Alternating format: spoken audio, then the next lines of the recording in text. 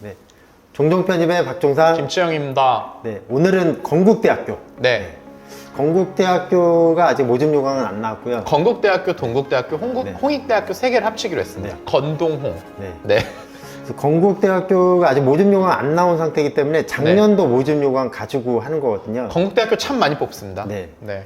매년 보면 건국대가 희망이죠. 네. 300명 이상 뽑으니까 여기가 정말 줄면 정말 굉장히 정말 힘들어지죠. 그렇죠. 네. 건국대학교가 많이 뽑는 것도 많이 뽑는 건데 더 중요한 거는 건국대학교가 배치 상담할 때 너무 편한 게 여기는 학과를 세분화 시켜놓은 학과가 또 되게 많아요. 네. 생명 관련된 데나 아니면 뭐 좀 약간 특성 학과들을 다 세분화 시켜서 무슨 얘기냐면 다른 학교들 같은 경우에는 뭐 기계, 전자, 화공학과, 컴퓨터, 그 다음에 나머지 몇 개 학과를 이제 추려 놓는데 이 학교는 학교 과를 여러 개로 세분화시켜 놓다 보니까 학생들이 이제 퍼져 나가죠. 그렇죠. 네. 그러니까 건국대학교가 그냥 쉽게 말하면 자연계는 비인기 학과가 많다는 소리예요. 보면은 이제 비인기 학과가 한 10대 개가 되거든요. 네네네. 그래서 비인기 학과라면 좀 그런데 좀 점수가 좀 낮은 학과. 네. 그게 좀 많아요. 건국대학교에. 그렇죠. 그래서 건국대 자연계 쓰시는 분은 굉장히 유리하다. 뭐 개인적으로 이제 조금 찾아보자면 KU 융합대학, 그 다음에 그 밑에 이제 상어 요거 시작되는 학과가 조금 낮다고 볼 수는 있습니다. 상어생명과학대, 뭐 생명과학, 동물자원, 식량자원, 축산식품, 식품육통, 환경보건, 줄기세포, 의생명공학. 의생명공학 좀 세죠. 네. 시스템생명공학, 융합생명, 뭐 요런 데 좀 다 낮아요. 네.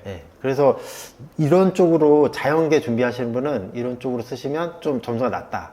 좀 합격할 확률이 높다. 제가 몇 년 동안 사실 지켜보면서 느낀 건데 마지막 날 최종 경쟁률 말고 그 전에 이제 그 원섭수 마지막에 보여주는 경쟁률 할 때까지도 어쩔 때는 1대1도 안 되는 경우가 있습니다. 근데 그러다가 이제 마지막 몇 시간 남겨놓고 다 들어가는 건데 뭐 일단 학생들의 선호도가 그렇게 높지 않은 건 사실인데 주의해야 될 건 요 스마트가 앞에 붙어 있는 학과들 같은 경우에는 스마트 ICT랑 스마트 운행체는 생각보다 높습니다. 이 미래에너지랑 스마트 운행체제, 스마트 ICT 융합은 화장품 공학도 마찬가지로 여기 4개 학과는 상당히 세요. 네. 저는 여기 처음에 이 학과 나왔을 때 굉장히 낮을 줄 알고 엄청 추천했거든요. 망했습니다. 한 5년 전의 일인데 여기가 많이 써요. 네. 여기 쓰시는 분은 쓰지 말라는 게 아니라 좀 주의하셔라.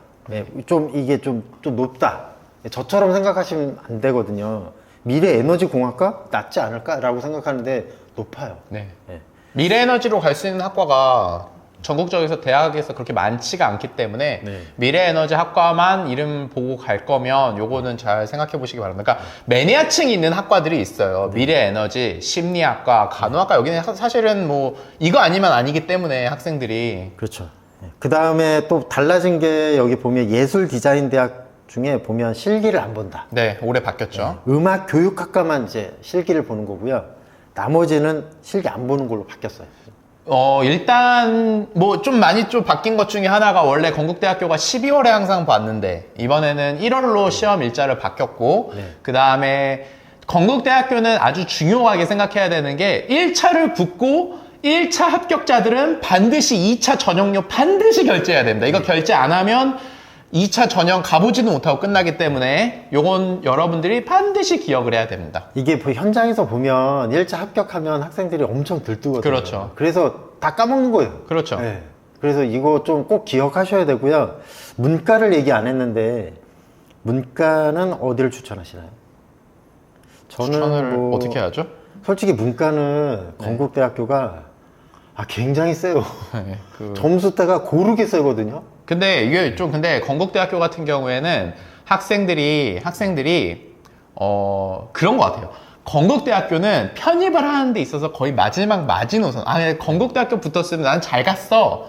나 성공했어. 나 편입 성공했어. 하기 때문에 학생들이 좀 많이 이제 지원을 하는 경우도 있는데 건국대학교는 뭐 사실은 추가 합격자까지 생각을 하면 돌긴 돕니다. 많이 돌기도 도는 학교 중에 하나고, 다만 건국대학교는 예비번호를 가르쳐 주지 않습니다. 그래서 요거는 이제 좀 알고 계셨으면 좋을 것 같고, 인문계 같은 경우에는 조금 뭐 다 이름이 멋있고 다들 이제 좀 세긴 한데, 그나마 좀 낮은 데가 국문, 철학사, 네. 지리 요 정도 내기할까? 예. 네, 뭐 일단은 뭐 항상 저희가 요 멘트를 하면 어디가 낮아요라고 질문을 많이 받기 때문에 낮은 데 위주로 이제 말씀을 드리는데, 사실 건국대학교는 모든 학생들이 거의 다 쓰기 때문에 되게 낮은 데는 사실 없습니다.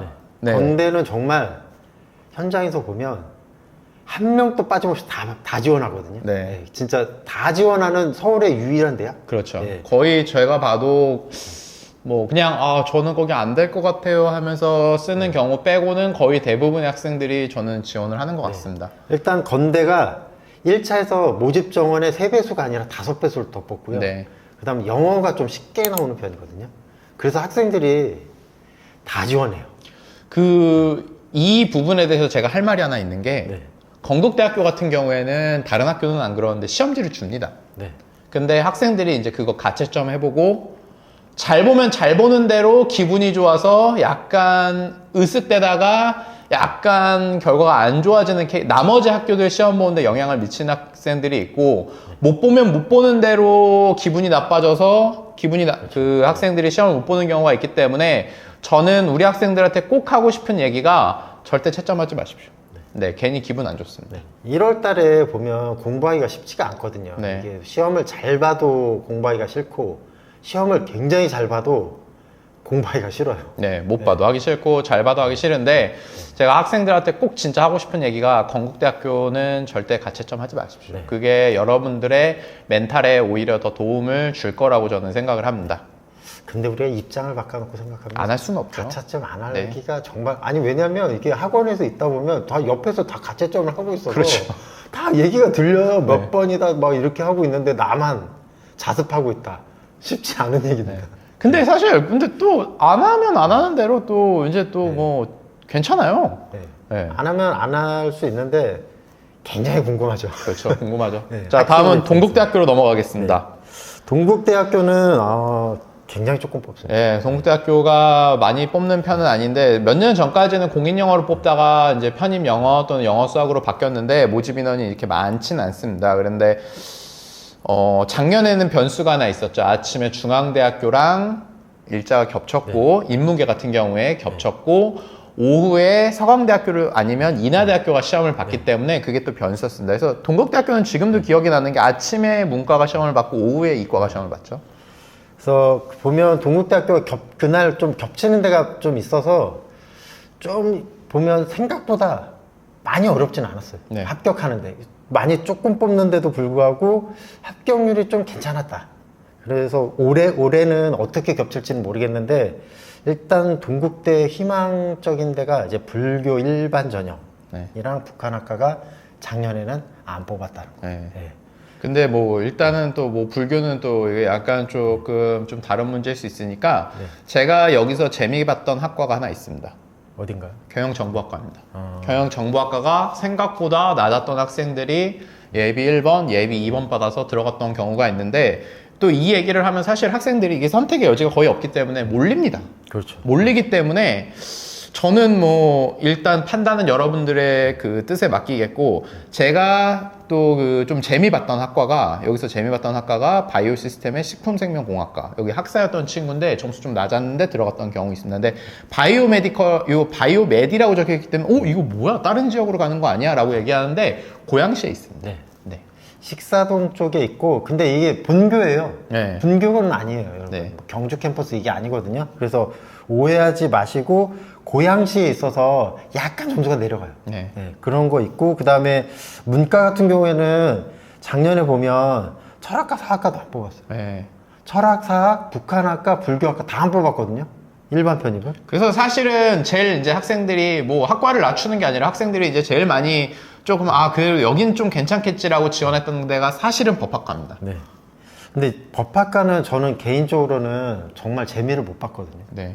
보내봤는데 네, 다 셌어요. 네. 여기로 많이 몰리더라고요. 네. 그러니까 왜 약간 점수가 중상위권 학생들이 많이 몰리기 때문에 상담할 때 사실 뭐 이 정도의 규모면은 선택의 여지가 많지는 않잖아요. 어디 네. 빠지고 어디 빠지고 하다 보면 네. 선택의 그 폭이 많지가 않기 때문에 법학과랑 그 다음에 경영정보학과도 몰리긴 마찬가지입니다. 근데 경영정보학과가 좀 점수가 낮았는데도 들어갔던 학생들이 꽤 있었습니다. 그리고 또 여기 동국대 주의할 게 뭐 올해 모집 요강 안 나왔거든요. 작년도 모집 요강을 저희가 보고 있는데 농어촌 특별전형도 좀 뽑았거든요. 농어촌 특별전형 지원 자격이 되는 학생들은 이쪽으로 쓰는 게 적게 뽑아도 네. 훨씬 유리하고요. 네. 그 다음에 특성화고교 졸업자 재직자도 좀 있어요. 근데 이거는 이제 해당 사항이 되면 네. 네. 해당 사항이 돼야죠, 일단. 만약에 해당 사항이 되면 유리하고요. 그 다음에 여기 보면 경영정보학과로 작년도 모집 요강이에요. 특성화고교 졸업자도 있거든요. 여기 특성화고교 졸업자 전형으로 신입학한 학생들이면 여기 지원 자격이 되는데 주의할 게 특성화고교 전형은 고등학교 때 전공했던 비슷한 학과로만 지원이 가능하거든요. 네. 이게 제가 옛날에 실수한 적이 있어가지고 그럼 이거 좀 조심하셔야 돼요. 네. 다음은 홍익대학교로 넘어가겠습니다.